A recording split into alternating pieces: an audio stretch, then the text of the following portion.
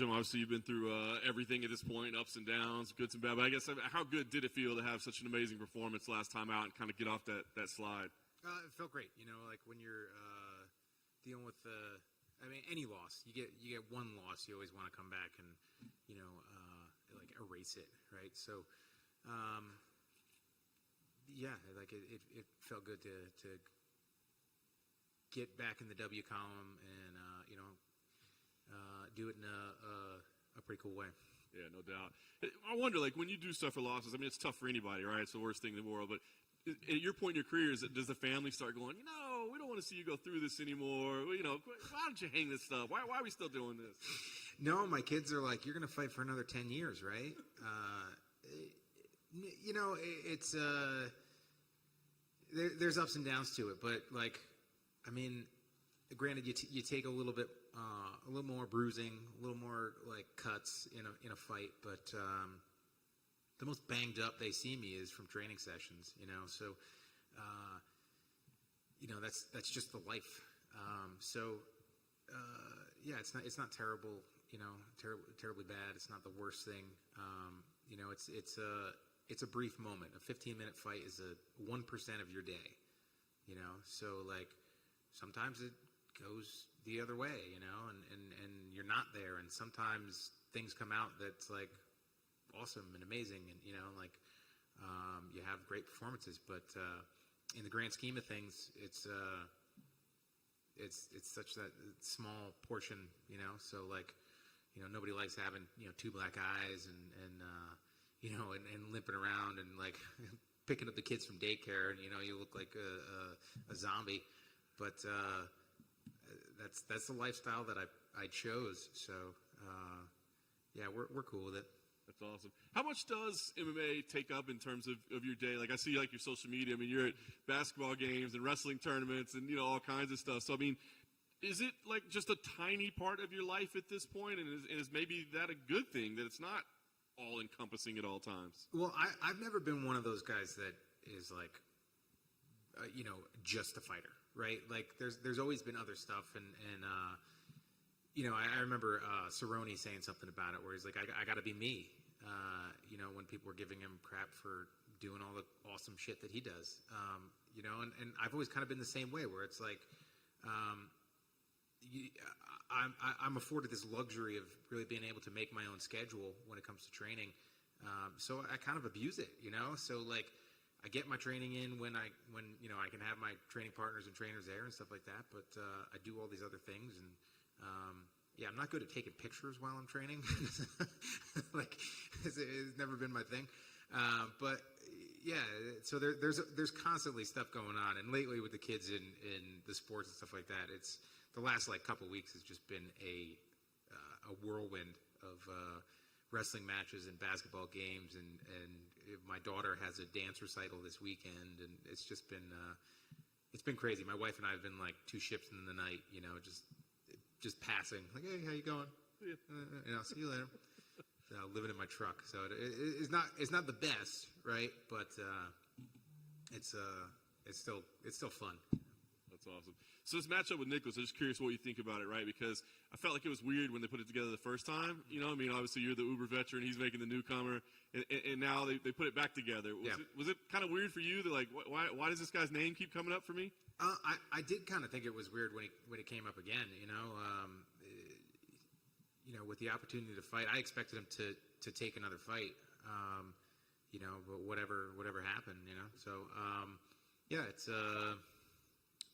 I had a training camp for him already, so when I got the call, it was like, okay, we've already worked on some stuff for him, so there's not going to be any change on my side. So good. 9 years younger than me, something like that. It's been fighting for a while. Good power striker, but nothing absolutely crazy. Like I did see one somebody's headline was like. Said that he was a weirder opponent for me, and it was because I was saying that he's not 6 foot tall. Like it's different, but the way that they wrote the headline was like, hey, like I didn't call the guy out on anything. I just said that he's a short shit like me.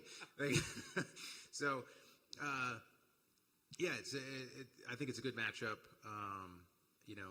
It's another one of these guys that's coming in to make their debut against me, which I feel is like the way I would approach it, I'd be, nothing to lose. But, I've seen everything, so he's got a task ahead of him. So, I'm looking to use my strengths and that experience to get the W. Did he cross your radar at all? He spent some time up in New Jersey for a while. I mean, did you ever see him at like a regional show or corner again? I mean, were you aware of him at all? No, I really wasn't. He fought on some of the cards that some of my other guys fought on, but I'm usually like there and back and out. So I just try to get back to the woods and where it's quiet. So. Is there any, you talked about your experience level versus his. Is there, any kind of mental warfare you can do, whether it be in a face-off, whether it be in interviews, whether it be, I don't know, at the start of is there anything you can do where, I'm going to make sure this kid knows, this is his first time? There's nothing that I do, I could be like, hey, I've fought former champs and guys that went on to be champs, I've fought the best of the best. And done pretty well. So, that experience it's a weapon. It totally is a weapon. It's a tool that I have that I've prepared for every body type and style set at this point. So there's nothing new. It's he's just another guy that's stepping across the octagon from me where. He's the one making his UFC debut against the guy with the most wins in the division. How are we tracking for UFC 300? Are we still on pace for that now? Still feeling good. Yeah, still feeling good. So, I was just saying before, I was so close to retiring in 2016 and being able to come back from that, and then getting a handle on it by changing my lifestyle and my diet.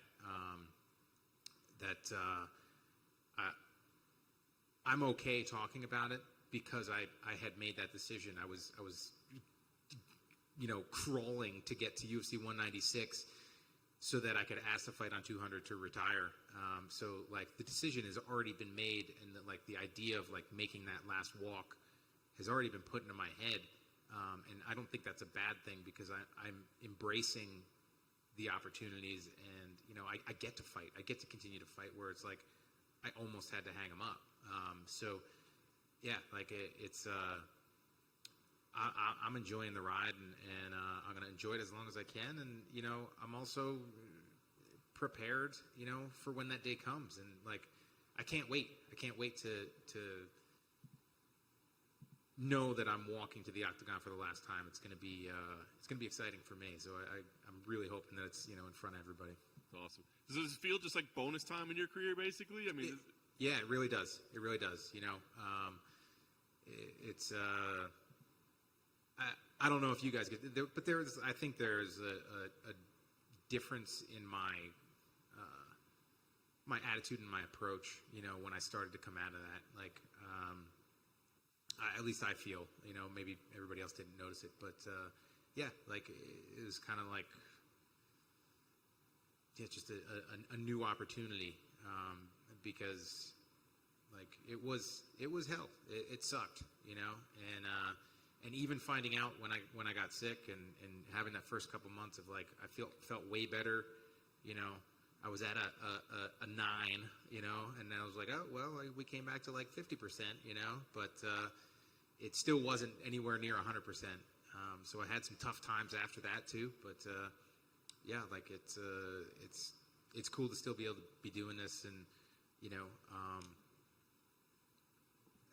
there's a lot of things that happened that went right, and it's it has been, it's my path, so I'm not going to complain about it, and my biggest thing is it happened to me, and I 100% would rather it happen to me than my kids or something like that, and so it was a lot easier for me to deal with it, that I was the one that had to deal with the bullshit. Sure, for sure. Last thing for me, like you said, you've seen everything, done everything. I guess, what do you expect in this fight? Now that we know you're the heavy-handed knockout artist, are you telling him tuck your chin, be careful, because I'm coming for you? I'm expecting a good fight. I feel like I've got a pretty good advantage in wrestling and grappling. Like I said, he's a heavy-handed striker, a hard striker. So, I'm going to come in there and mix it up. And it's not the first time I fought somebody that hits hard. I can still remember Melvin Gillard hitting me. I can still remember Anthony Pettis hitting me. And I can still remember Dwayne Ludwig hitting me. So it's like there have been plenty of guys that had knockout power that I've been across the octagon from. So I'm looking to go out and fight. I don't necessarily have these perfect visions or this specific thing or game plan. It's like it's a fight. I'm going to throw hands, throw legs, and it's just going to be a dust cloud until it stops. Awesome. Thank you, sir. Thank you.